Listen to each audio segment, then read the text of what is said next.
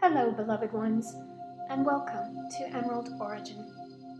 I'm Martha, and today I am bringing through a channeled message from my higher consciousness origin about the role of judgment and the importance of trust in the Ascension process.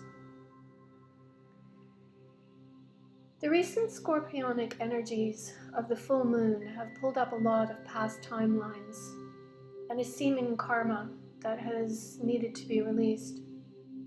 The Emerald Dragon energy of rebirth and renewal has not been an easy energy with which to grapple on an inner plane of existence. To accept new beginnings, one must be willing and able to release that which no longer serves, and this is certainly easier said than done. The frozen ice flows of trauma across the ages and throughout this current existence and future incarnations are no mere energies to be taken lightly. But in the same instance, they're not to be given more importance than they deserve. The cleansing of egoic attachment to experiences that can be weighed on the scale of good and evil need not be a Herculean task either. It is what it is, was, and ever shall be. But to process concomitant emotions and not freeze or wallow in trauma either means that we will not be caught in an endless loop of self-recrimination and judgment.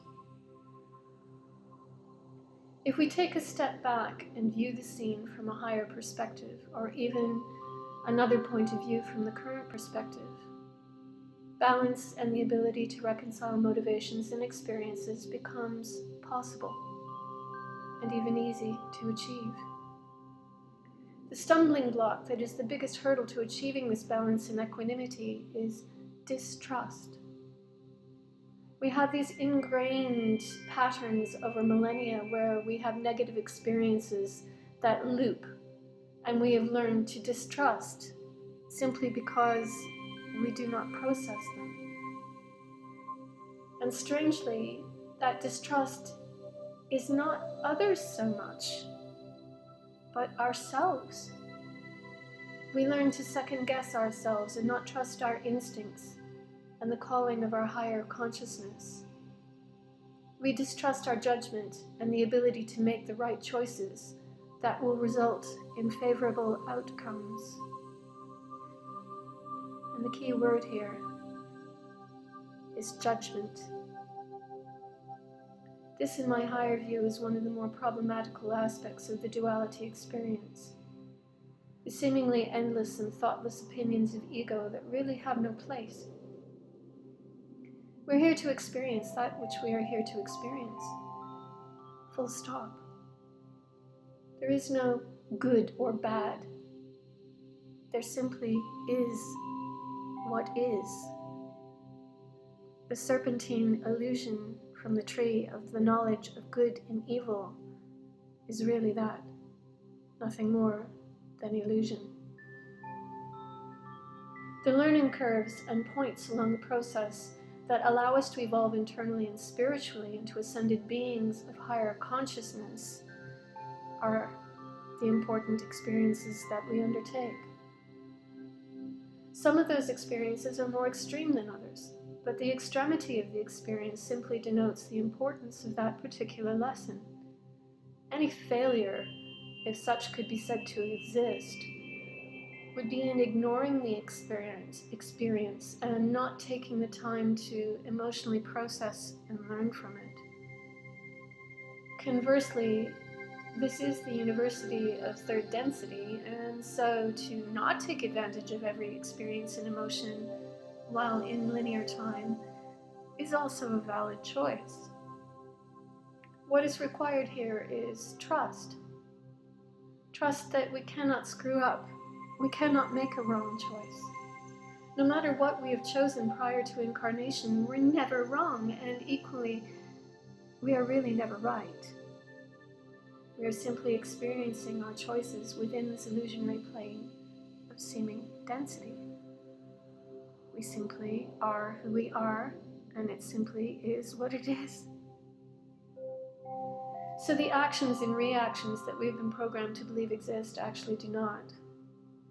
Karma is equally an illusion. And the important factor here is to trust that whatever we choose to enact in any incarnation or beyond is simply what it is. Nothing more and nothing less. When we free ourselves from the morphogenic fields of judgment, karma ceases to exist. We learn to trust implicitly. Now, I am in no way advocating sociopathy, because equally as we learn to trust in ourselves and our higher consciousness on this plane, we develop an aversion to those actions that engender a result that does not resonate with our truth and with love. Trusting that no matter what, however, our experience then becomes enough. Our emotions are enough. We are enough. And we learn to will the will of the higher will and of the one.